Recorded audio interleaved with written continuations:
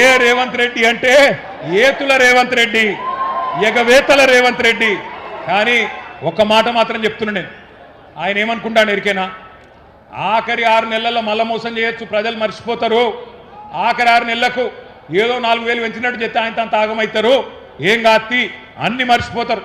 ఇలా యూరియా కోసం పడ్డ కష్టం మర్చిపోతారు, ఇలా మొక్కజొన్న కేంద్రాల కడ పడిగాపులు కాసింది మర్చిపోతారు, అన్ని మర్చిపోయి మళ్ళీ నాకే గుద్దుతారు, మోసం చేయొచ్చు అనుకుంటాడు రేవంత్ రెడ్డి. అందుకే పార్లమెంట్ ఎలక్షన్ రాగానే ఏం మొదలు పెట్టిండు, వరంగల్కి వచ్చిండు, భద్రకాళి తల్లి మీద ఒట్టు పెట్టిండు. భద్రకాళి తల్లి మీద ఒట్టు, రుణమాఫీ చేస్తా అన్నాడు. యాదగిరిగుట్ట వేయండు, లక్ష్మీ నరసింహస్వామి మీద ఒట్టు, నేను రుణమాఫీ చేస్తా అన్నాడు. ఇలా దేవుళ్ళు కూడా తలపట్టుకొని కూర్చున్నారు, వీడెక్కడ దొరికిండ్రు ఆ దౌర్భాగ్యుడని, మా మీద ఒట్టేందుకు పెడతాడు వీడని చెప్పి గసొంటి పరిస్థితి వచ్చింది. అందుకే నేను అంటున్నా, ఆ భద్రకాళి తల్లి కూడా ఊకోదు. నేను ఇప్పుడే పోయి మొక్కి వచ్చినా బరాబర్ అంతు చూస్తుంది భద్రకాళి తల్లి కూడా. రేవంత్ రెడ్డి గుర్తు పెట్టుకో, చీల్చి చెండాడుతుంది. ఇవాళ ఒక్క మాట, రుణమాఫీ ఎట్లుందంటే పంచపాండవులు మంచం కొల్ల కథలు ఎక్కున్నది. ఒక్క ఊర్లే ఈ రాష్ట్రంలో 12,769 గ్రామాలుంటే ఒక్క ఊర్లో కూడా రుణమాఫీ జరగలే. నేను అడిగిన అసెంబ్లీలో రేవంత్ రెడ్డిని, మళ్ళీ ఇలా వరంగల్ గడ్డ మీదకి వెళ్ళి అడుగుతున్నా, రేవంత్ రెడ్డి నీకు దమ్ముంటే నువ్వు చెప్పే మాటల్లో వీసమెత్తు నిజముంటే ఏ ఊరికి పోదామో నువ్వు రా. గంగదేవి పల్లికి పోదామా, కొండారెడ్డి పల్లికి పోదామా, కొడంగల్కి పోదామా, ఏ ఊరికి పోదామో చెప్పు.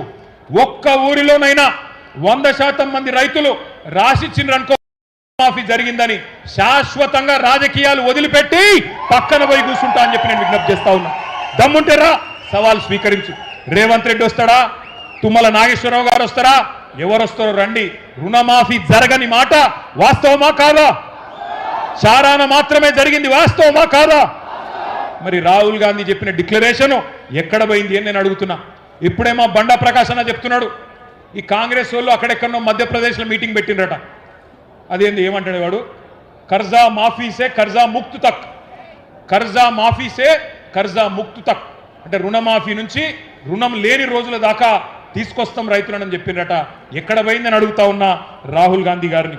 మాఫీ చారానా టోపీ బారానా, అది పరిస్థితి ఈరోజు. బ్యాంకుల చుట్టూ తిరిగి యాస్టకొచ్చింది రైతులకు. ఆఖరికి ఆదిలాబాద్లో ఒక రైతన్న, ఆయన పేరు జాదవ్ రావు, రైతు బ్యాంకులోనే పురుగుల మందు దాగి అక్కడనే చచ్చిపోయింది.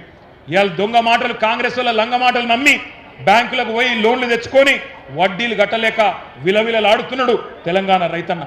ఆఖరికి ఆసరా పెన్షన్ పైసలు వాటిని పట్టుకుంటున్నారు బ్యాంకులోళ్ళు. మీరు ఎకరానికి రైతు బందేస్తే వాటిని కూడా ఆగబట్టుకుంటున్నారు, వాటిని కూడా రుణమాఫీ కింద ఇవాళ కట్టుకుంటా ఉన్నారు అన్నాడు. మరి ఒక ఏడాది కడుపు కట్టుకుంటే కట్టేస్తా అన్నాడు. మరి ఇవాళ వాళ్ళు కడుపు కట్టుకోలే, కాంగ్రెస్ వాళ్ళు కడుపులు కొడుతున్నారు, జనం కడుపుల మీద దంతున్నారు. అందుకే రుణమాఫీ కాలే. బకాసురులాగా ఒక్కొక్కటి అన్ని బుక్క పెడుతున్నారు. ఇసుక బొక్కుతున్నారు, బొగ్గు బుక్కుతున్నారు, బూడిద కూడా బుక్కుతున్నారు. ఆఖరికి ఇక మీ జిల్లా మంత్రులు అయితే చెప్పతరం కాదు. తెల్లారి లేస్తే కమిషన్లు, పర్సంటేజీలు, దందాలు, నాకెంత నీకెంత. ఆఖరికి సమ్మక్క సారక్క కాడ కాంట్రాక్ట్ల కాడ కూడా కొట్లాడుకుంటారు ఎవడన్నా. గా సమ్మక్క సారక్క జాతర కాడ 70 కోట్ల కాంట్రాక్ట్ కోసం పొంగులేటికి, సురేఖక్కకు, సీతక్కకు పంచాయతీ. ఏది 70 కోట్లలో నీకెంత నాకెంత, రైతులకు ఎన్నడియాలే, ప్రజల సంగతి ఏంది, ఆ సోయి కూడా లేదు. ఇలా దండుపాలెం ముఠాను మించి దండుకుంటున్నారు, దోచుకుంటున్నారు రేవంత్ రెడ్డి ఆయన కంపెనీ. ఎట్లున్నదయ్యా ఇయాలంటే, ఇంత ఘోరమైన పరిస్థితి ఉన్నదంటే చాలా బాధాకరమైన పరిస్థితి. రైతుల ఖాతాల్లో వేయడానికి పైసలు లేవట, మీకు పెన్షన్లు ఇచ్చినందుకు పైసలు లేవట, మీకు ఆడపిల్లలకి 2,500 ఇచ్చినందుకు పైసలు లేవట. కానీ రాహుల్ గాంధీ ఖాతాలో వేయడానికి మాత్రం జోరుగా పైసలు ఉన్నాయట. ఇక మీకు చెప్పాలని చెప్పిండు, నేను కూడా ఒక మాట చెప్తా. ఒకనాడు తెలంగాణ రైతన్న ఆనాటి నుంచి ఈనాటి వరకు ఎక్కడికి వచ్చిండో ఒక్కసారి ఆలోచన చేయండి. ఒకనాడు అన్నమో రామచంద్ర అని అంబలి కేంద్రాల కాడ దీనంగా నిలబడ్డ తెలంగాణ రైతన్న ఇవాళ మొత్తం దేశానికే బువ్వ పెట్టే స్థాయికి వచ్చిండు అంటే దానికి కారణం కేసీఆర్ గారు కాదా? కేసీఆర్ గారి 10 ఏళ్ల పరిపాలన కాదా? మీరు ఆలోచించమని చెప్పి నేను కోరుతా ఉన్నా. ఒకనాడు తన గుమ్మిలో ధాన్యం లేక గుబులు పడ్డ రైతన్న ఇవాళ దేశం మొత్తానికే పంజాబ్ను, హర్యానాను తలదన్ని వడ్లు వడించి నెంబర్ 1 స్థానంలో నిలబెట్టిన. ఇప్పుడున్న యూత్కి ఇప్పుడున్న జెన్ జీకి తెలియదు. కానీ మన పాతకాలం రైతన్నలకు మన పాత